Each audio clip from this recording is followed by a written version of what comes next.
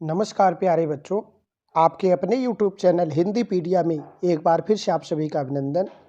आइए आज हम सभी हिंदी बसंत पाठ 12 के प्रश्न अभ्यास एवं पाठ परिचय के बारे में जानते हैं। सबसे पहले पाठ परिचय को देखेंगे, फिर प्रश्न अभ्यास में कविता से आगे अनुमान कल्पना और भाषा की बात, सभी प्रश्नों को देखेंगे, संपूर्ण हल देखेंगे। अभी तक आपने चैनल को सब्सक्राइब नहीं किया है तो चैनल को भी सब्सक्राइब कर लें ताकि हमारे द्वारा अपलोड किए गए हर वीडियो का नोटिफिकेशन आपको मिल जाता रहेगा। आइए वीडियो के पहले अंश पर चलते हैं, पाठ परिचय। प्रस्तुत पाठ सुदामा चरित के रचयिता नरोत्तम दास जी हैं। इस पाठ में श्री कृष्ण और सुदामा के मिलन, सुदामा की दीन अवस्था व कृष्ण की उदारता के द्वारा दुर्लभ मित्रता का वर्णन किया गया है। पाठ में बताया गया है कि श्री कृष्ण ने सुदामा को बिना बताए उनकी विपन्नता को संपन्नता में बदल दिया।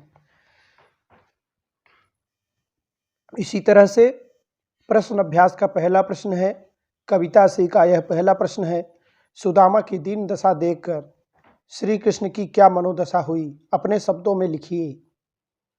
तो उत्तर इस तरह से लिखेंगे, सरल उत्तर लिखेंगे, अपने शब्दों में लिखेंगे।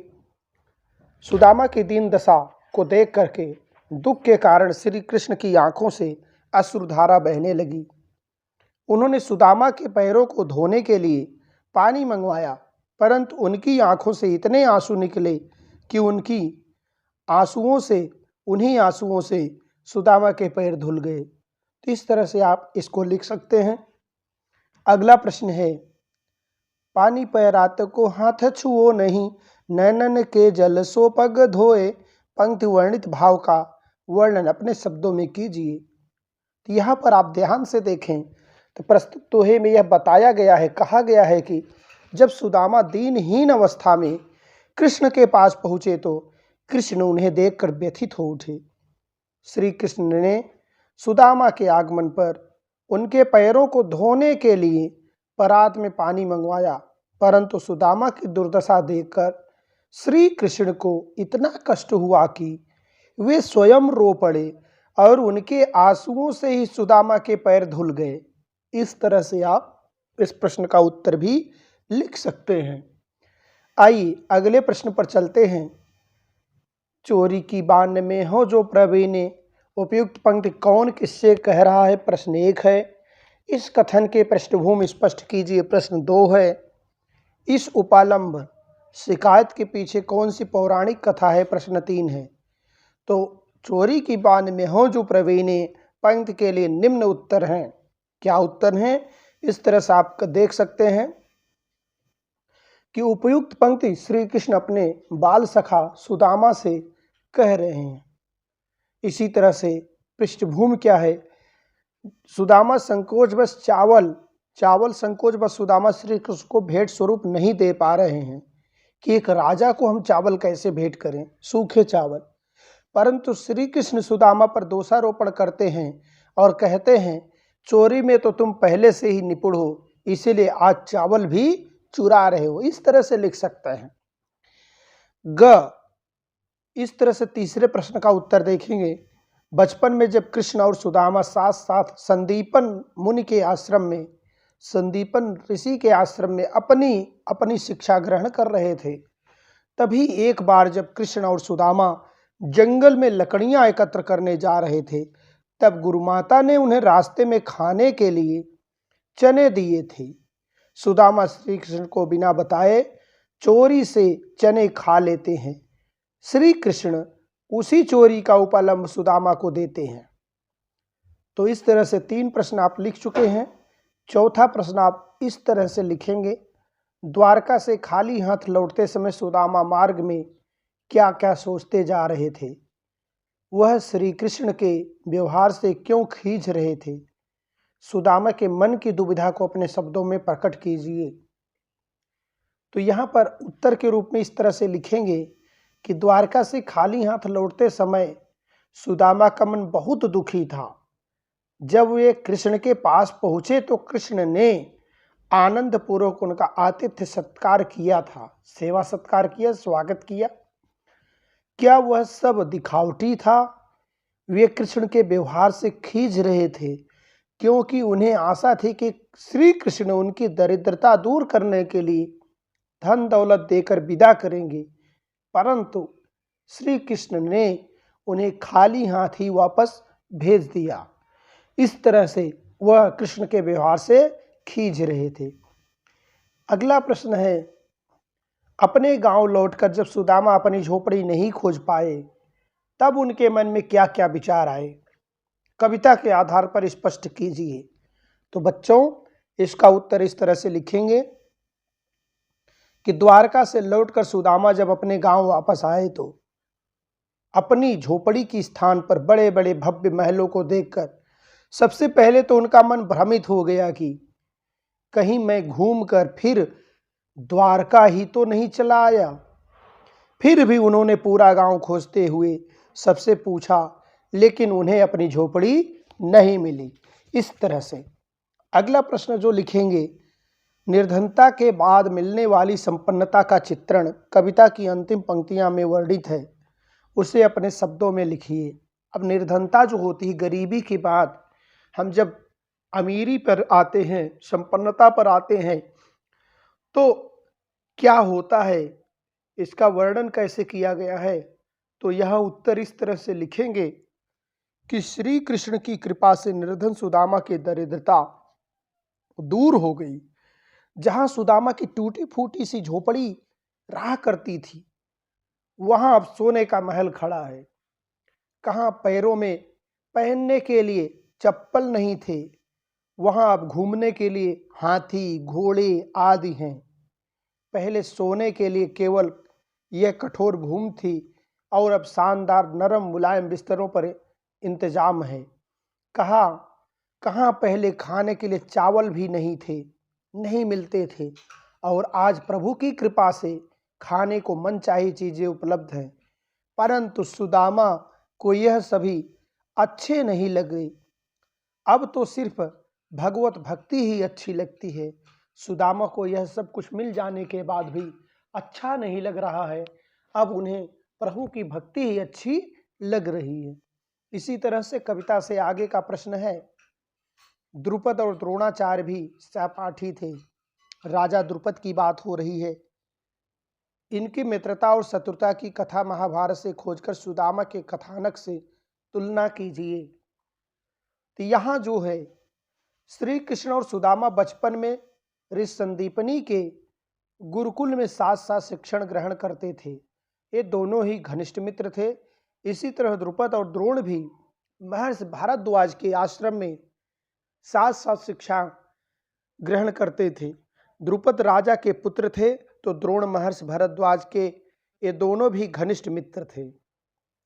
द्रुपद द्रोण के अक्सर कहा करते थे, द्रुपद द्रोण से अक्सर ही कहा करते थे कि जब मैं राजा बन जाऊंगा तो तुम्हें अपना आधा राज्य दे दूंगा और हम दोनों ही सुखी रहेंगे। समय बीतने के साथ द्रुपद राजा बने और द्रोण अत्यधिक गरीब हो गए। वे द्रुपद के पास कुछ सहायता पाने के उद्देश्य से गए। द्रुपद ने द्रोण को अपनी मित्रता के लायक भी नहीं समझा और उन्हें अपमानित कर भगा दिया। द्रोण ने पांडवों तथा कौरवों को धनुर्विद्या सिखानी शुरू की। उन्होंने अर्जुन से गुरु दक्षिणा में द्रुपद को बंदी बनाकर लाने को कहा। अर्जुन ने ऐसा ही किया। द्रोण ने उनके द्वारा किए गए अपमान की याद दिलाते हुए द्रुपद को मुक्त तो कर दिया, पर अपमानित द्रुपद द्रोण की जान के प्यासे बन गए। द्रुपद स्वयं यह काम नहीं कर सकते थे। उन्होंने तपस्या करके एक वीर पुत्र और एक पुत्री की कामना की। द्रुपद की इसी पुत्री द्रौपदी का विवाह अर्जुन के साथ हुआ, जिन्होंने महाभारत युद्ध में द्रोण का वध किया। सुदामा कथानक से तुलना कृष्ण और सुदामा की मित्रता सच्चे अर्थों में आदर्श थी। वहीं द्रोण और द्रुपद की मित्रता एकदम ही इसके विपरीत। श्री कृष्ण ने सुदामा की परोक्ष मदद करके अपने जैसा ही बना दिया। वहीं द्रुपद और द्रोण ने मित्रता को कलंकित किया तथा एक दूसरे की जान के प्यासे बन गए। एक दूसरे को अपमानित करते रहे और जान लेकर ही शांति पा सके। इस तरह से दोनों की मित्रता का तुलना कर सकते हैं। अगला प्रश्न है, उच्च पद पर पहुंचकर या अधिक समृद्ध होकर व्यक्ति अपने निर्धन माता पिता भाई बंधुओं से नजर फेरने लग जाता है। ऐसे लोगों के लिए सुदामा चरित कैसी चुनौती खड़ी करता है, लिखिए।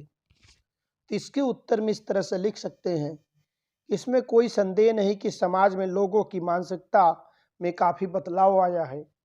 आजकल उच्च पद पर पहुंचकर या समृद्ध होकर व्यक्ति अपने निर्धन माता पिता भाई बंधुओं से नजर फेर लेता है। ऐसा लोगों के लिए सुदामा चरित बहुत बड़ी चुनौती खड़ा करता है।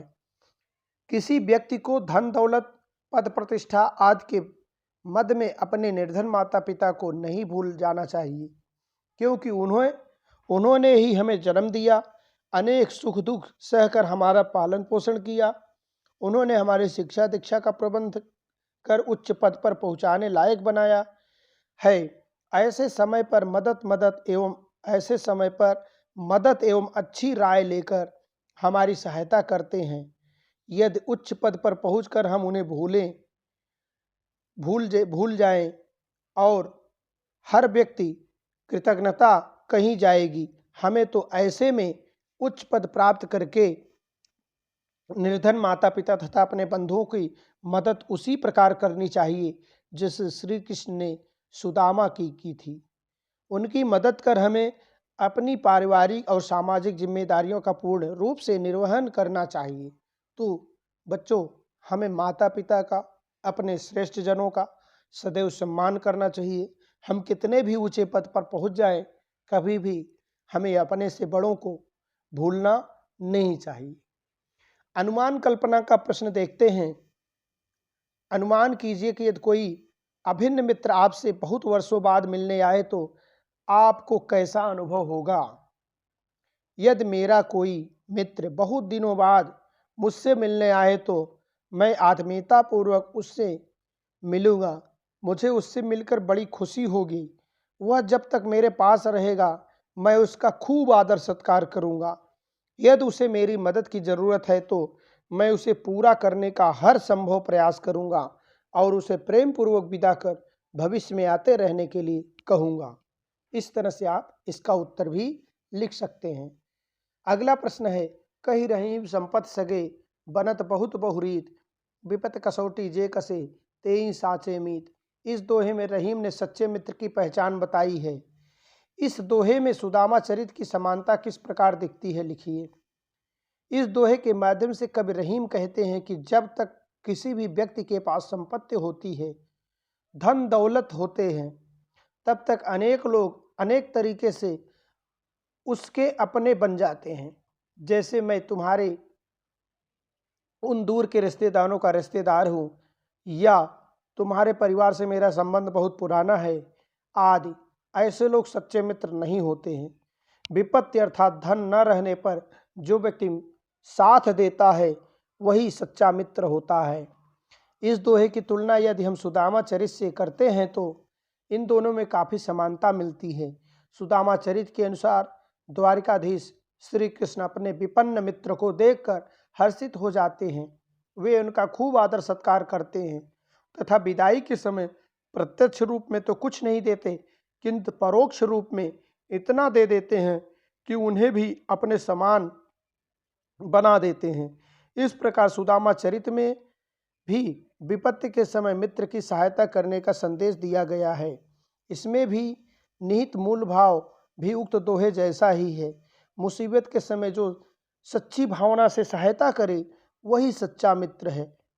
श्री कृष्ण ने सुदामा की अप्रत्यक्ष सहायता कर सुदामा में हीनता की भावना या छोटे होने का भाव पैदा होने ही नहीं दिया। इस तरह से भाषा की बात का आज का प्रश्न है। पानी पैरात को हाथ छुओ नहीं, नैनन के जल सो पग धोए। ऊपर लिखी गई पंक्ति को ध्यान से पढ़िए। इसमें बात को बहुत अधिक बढ़ा चढ़ाकर चित्रित किया गया है। जब किसी बात को इतना बढ़ा चढ़ाकर प्रस्तुत किया जाता है तो वहाँ पर अतिशयोक्त अलंकार होता है। आप भी कविता में से एक अतिशयोक्त अलंकार का उदाहरण छाटिए। तो उपयुक्त कविता में जो सबसे अच्छा अतिशयोक्त का उदाहरण है, कई वह टूटी सी छानी हती कहें कंचन के अब धाम सुहावत। यहाँ अतिशयोक्त अलंकार है कि कहाँ वह टूटी फूटी छान हुआ करती थी, टूटी फूटी झोपड़ी थी, उसके स्थान पर आज सोने का महल है। तो टूटी सी झोपड़ी के स्थान पर अचानक सोने का महल बन जाता है, यह अतिशयोक्ति है। इस तरह से आज की प्रश्नोत्तरी इस कालांश का यहीं समापन करते हैं। आपको वीडियो कैसा लगा? वीडियो अच्छा लगा हो तो चैनल को सब्सक्राइब कर सकते हैं, वीडियो को दोस्तों में शेयर कर सकते हैं, वीडियो को लाइक करें और कमेंट करके हमें ज़रूर बताएं कि वीडियो आपको कैसा लगा। जय हिंद, जय भारत।